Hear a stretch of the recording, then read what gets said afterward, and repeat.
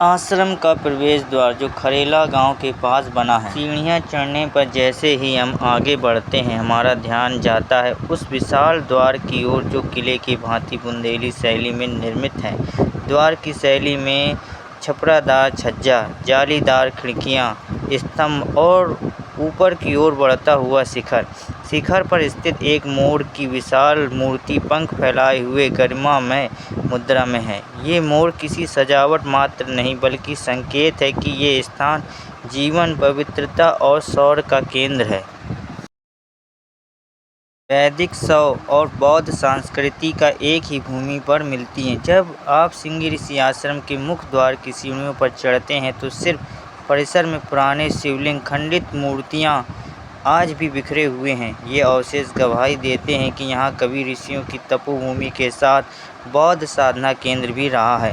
हैरानी की बात यह है कि इन मूर्तियों में शिल्प शैली और हस्तकला में बौद्ध परंपरा के स्पष्ट संकेत मिलते हैं, जैसे ध्यान मुद्रा में बैठी आकृति, कमल सन और धम्म चक्र के चिन्ह। जहाँ एक छोटी सी विनायक मूर्ति भी है, वहीं पास ही 5000 वर्षों की मूर्तियाँ, साधना और संस्कृति के अवशेष पड़े हैं। ये केवल एक पत्थर नहीं, हमारे इतिहास की सांसें हैं। और यहाँ खजुराहो शैली की शिल्प से प्रभावित प्रतीत होती हैं, जहाँ पशु आकृति पत्थर से जीवंत हो उठती थी। प्राचीन कलाकृतियाँ, नवग्रह बेटी स्तूप, अशोककालीन बौद्ध विरासत धरोहर इस आश्रम में आज भी उपस्थित हैं। नवग्रह की मूर्तियाँ जैसे कि सूर्य, चंद्रमा, बुध, मंगल आदि, जिनकी शिल्प शैली उन मूर्तियों से मेल खाती हैं जो कालिंजर किले खजुराहो शैली की मूर्तियों से इनकी प्रतिमा मिलती है। ये जैन मूर्ति है प्राचीन। यहाँ पर जैन और बौद्ध मूर्तियाँ भी उपस्थित हैं। ये नवग्रह हैं जो आपको कालिंजर किले में भी देखने को मिलेंगी। ये बेटी स्तूप है जो कालिंजर किले में भी मिलेगा। ये प्राचीन सभी मूर्तियाँ आपको खजुराहो और कालिंजर में मिलेंगी। मंदिर का पूरा परिसर किले के रूप में बना हुआ है, जो बुंदेली शैली में बना हुआ है।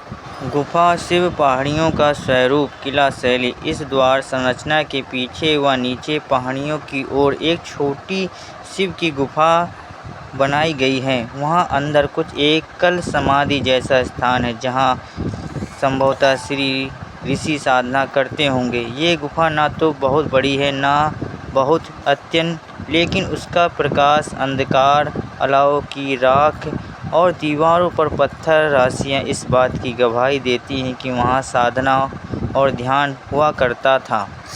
यहाँ पर छोटी सी गुफा के पास अंदर एक छोटा सा शिवलिंग स्थापित है, जिसे देखकर आप आश्चर्यचकित रह जाएंगे। किस प्रकार एक पहाड़ के टुकड़े में बीच में बना हुआ है। श्रृंगी ऋषि आश्रम के प्राचीन मूर्तियों के अवशेष और श्रृंगी ऋषि जी की प्रतिमा भी यहाँ पर बनी हुई है।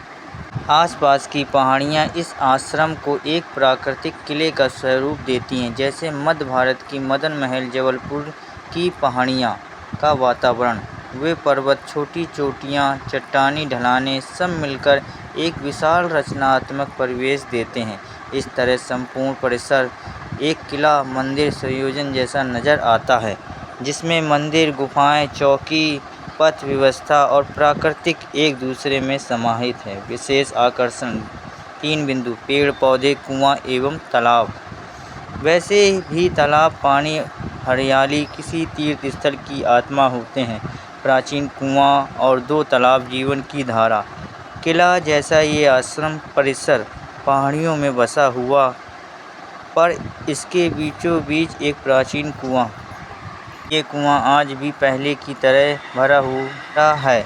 उसकी दीवारों की नक्काशी और पत्थरों की व्यवस्था बताती है कि ये गहरी और पुरातन है। इसके आसपास 2 विस्तृत तालाब हैं, जो कभी संपूर्ण परिसर की जल व्यवस्था, साधना की शुद्धता तथा सांस्कृतिक आयोजन के केंद्र रहे होंगे। तालाबों का जल आज भी अक्सर भरा रहता है और उनमें कलम की सुंदर कमल कली पुष्प खिलती है। कमल की पंखुड़ियाँ जल की सतह पर तैरती हैं और उनका हरा पीला रंग एवं मुलायम बनावट सभी दृश्य को मनोहर और शांतिपूर्ण बनाती है। तालाबों के किनारे घुमक्कड़ पर बतख, हंस पानी में तैरते हुए दिखाई देते हैं। उनके चहल पहल और धरती में जीवन की मधुर संवाद स्थापित करती है।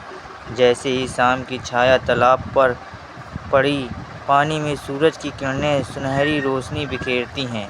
कमल और पंखुड़ियाँ झिलमिला उठती हैं, मानो एक विभूति सरिता बयां हो रही हो।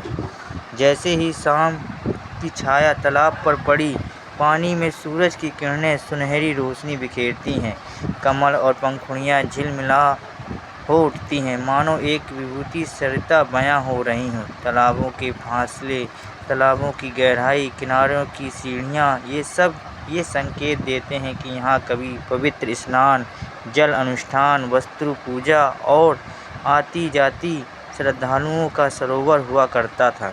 तालाबों की सुंदरता इतनी मोहक है कि यहाँ बैठकर घंटों पानी, कमल, जल जीवन, धूप, छाया और हिलता डुलता जल पंडियों का नज़ारा देख सकते हैं। उनकी हलचल और रिमझिम जल स्पर्श का अनुभव को शीतलता कर देता है। तालाबों के किनारे बुंदेलखंडी शैली में एक शिव मंदिर बना हुआ है।